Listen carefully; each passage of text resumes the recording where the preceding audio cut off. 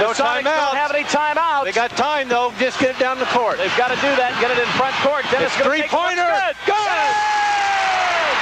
Oh! I don't believe it. It's all tied up.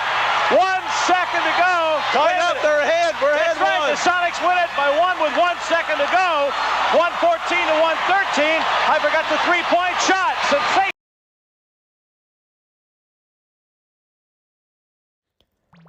On April 8th, 1980, Dennis Johnson hit the first game-winning three-point shot.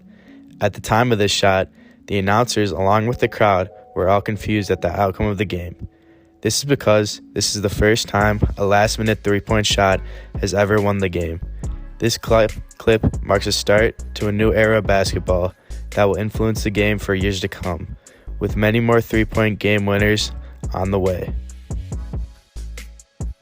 At the time of the shot, it was still the first season that the three-point shot was implemented into the National Basketball Association, also known as the NBA. The 1979-1980 season was the first season that we got to see the shot in action in the NBA. And at the time of this game winner, the usage of the shot was still very low.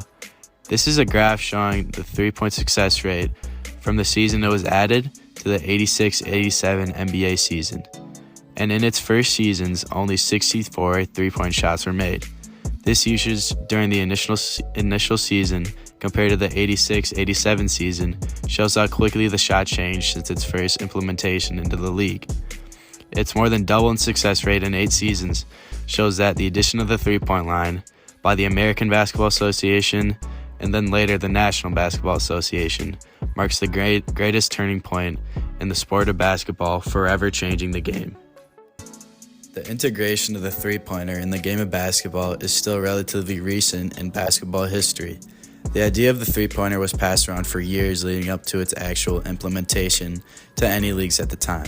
The first actual look we got at the three-pointer in a professional basketball league was in the American Basketball Association, also known as the ABA. The ABA was a professional organization run by Commissioner George Mikan. The ABA was the NBA's main competition in the professional basketball world, with many current NBA teams originating from the league. The ABA's first implementation of the shot was during its 1968-69 season in an attempt to make the game more entertaining for fans. This addition was very controversial at the time and was viewed differently by many. It changed the game in many ways for players and even coaches. Former ABA champion and two-time head coach of the year, Hubie Brown, once stated that, "Don't give them a 25-footer, which is something players have been conditioned to do all their lives. And as a coach, if you have a shooter with range, you have to give him the freedom to take a 25-footer, which is a philosophy that goes against what you learned as a young coach, namely pound the ball inside." This quote shows that the game immediately changed after the addition of the shot, and how players had to adjust to the way they play, and coaches had to shift their way of game planning. Years later, dealing with dwindling popularity, the NBA would go on to acquire the ABA in the 1976 season, but didn't implement the three-point shot league-wide until the 1979-1980 season. During this merge of the leagues, the NBA also went on to keep 4 teams that are still in the league to this day.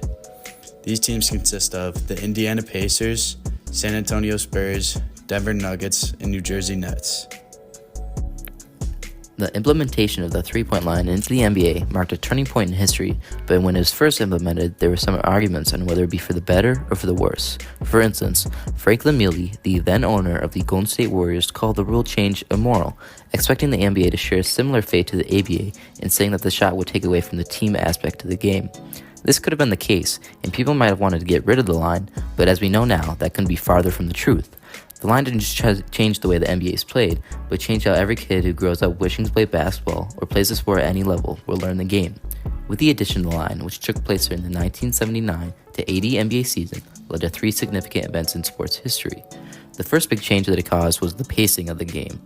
During the 70s, the main play style was getting down the court as fast as you can and getting the 2 points. The first couple of years after the addition of the line, there was little change due to the fact that teams didn't focus on shooting threes. NBA teams averaged less than 3 3-point shots a game during the inaugural 1979-80 campaign, but as time went on, teams began to realize how important the extra point can be in a close game. Former ABA and NBA player Len Elmore talks about the change in shots taken by players, and he states, "You're seeing guys now driving to the basket and even though they have an opportunity to take the layup or a much shorter shot, they are more willing to kick it out to the wide-open three-point shooter." This shows how it was hard for teams and players to adjust to the long shooting playstyle in which before the line they were taught to just let them shoot. This realization led to teams to focus on making sure there was no easy threes in the game, leading to defenses becoming more spread out instead of the previous playstyle of making sure they couldn't get to the hoop. This change slowed down the game while also keeping the same amount of points scored. This change leads me to my next point. With the big and tall playstyle of getting down the court and scoring, leaving gave an opportunity for people who weren't gifted with height or with athleticism to dunk to be able to get into the NBA. People like Stephen Curry, whose whole persona is his ability to make threes, wouldn't even be in the league. The three-point line gave players like him the ability to become superstars within the league. And this isn't just Stephen Curry.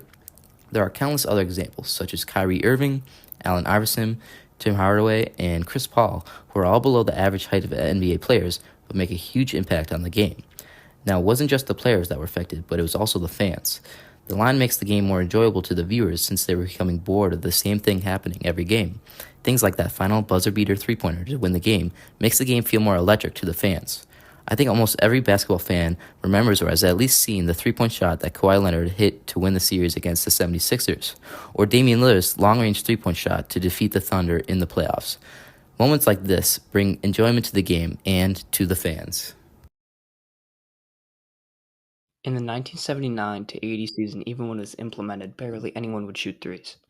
It would take 4 to 5 years after the addition for the league to shoot 200 shots in the season. It would increase as the years went on, and this line would create another type of shot for shorter builds in the NBA. Shorter players would have a better chance at scoring in the league, instead of the more dominant tall players having a better shot due to their height. Teams at the start would use it more as a when-in-doubt shot instead of it being a regular shot. The three-point line gave shorter players the ability to play in the league in a span of 10 years, instead of it taking multiple decades. The three-point line has been in the league for 43 years. The whole philosophy of the three-point shot has changed since the 80s. In the 2017 to 2018, the average three-point attempt per game was 29 shots compared to the 2.8 introduced. Every team has a very reliable three-point shooter on the team. Otherwise, the team would not make it far into the season, let alone the playoffs. Back in the 80s, it was more of a predominantly point guard and shooting guard role. But now in the modern era, point guard and shooting guard are mostly taking all the shots, but there has been a huge increase in the small forward, power forward, and center position to be shooting three-pointers. The three-point line in 40 years has created a more entertaining game with more points and more inclusion for all positions to score behind the arc. But the three-point shot is now being shot more than a mid-range shot due to the consistency of the three-point shot and for it being worth more than 2 points. The team that is making those three-pointers will always win. But when the three-point shot is all that you're efficient at and you start to miss those shots, you will start to lose almost every single game. There is a perfect example for this. It's the 2018 Rockets. Daryl Morey built the Rockets to depend on the three. The Rockets were one of the best shooting teams in the 2018 season. But when you're only good at shooting threes and go cold at the three, you will lose the game. This occurred in the Western Finals when they went 7 for 49 in the game and 0 for 27 for a 23-minute stretch. They would only lose by 9 points, so if they only would have made 4 of those, they would have made it to the finals. This event in 2018 showed how the three-point line negatively affected teams' philosophies on how to win games.